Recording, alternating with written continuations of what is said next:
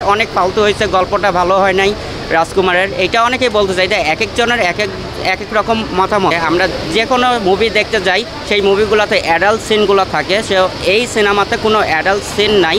চাইলে সবাই ফ্যামিলি সহ এসে এই সিনেমাটা দেখতে পারবে।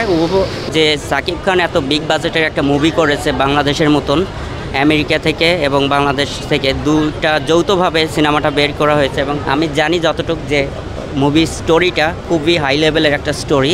তো বাংলাদেশের প্রত্যেকটা মানুষ এইটা খুব হাইপ চলতেছে সাকিব খানের রাজকুমার মুভিটা নিয়ে, এবং এই হাইপের কারণে সবাই দেখতে আসতেছে। এবং আমি আজকে আসি, এখনও টিকিট পাইনি। অলমোস্ট হয়তোবা আমাকে ওনারা টিকিট দিবে, আজকে দিবে না, হয়তো কালকে কিংবা পরশু দিন একটা টিকিট দিবে।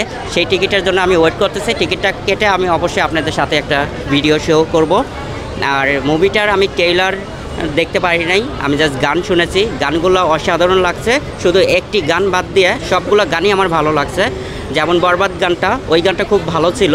আর তারপরে সাকিব খানের একটা আইটেম সং ঈদ উপলক্ষে একটা গান আসছে, সেইটা অতটা ভালো হয়নি, কালারফুল। এইটা নিয়ে সবাই সমালোচনা করছে যে সাকিব খানকে জকারের মতন লাগছে। তো এই জিনিসটা আমার কাছে খারাপ লাগছে, এবং ওনার এডিটিংটাও ভালো হয়নি।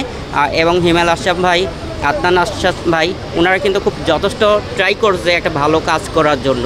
আমার কাছে খুবই ভালো লাগছে যে ওনারা এত বিগ বাজেটের একটা সিনেমা বাংলাদেশে এর আগে কেউ হয়তো বা বের করে নাই।